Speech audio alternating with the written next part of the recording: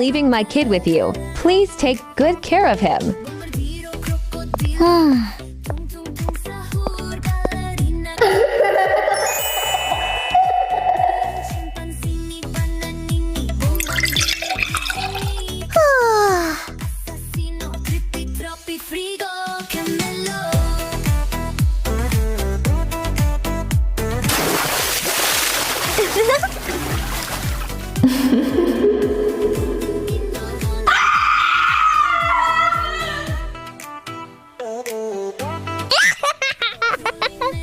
Guys, please like and subscribe.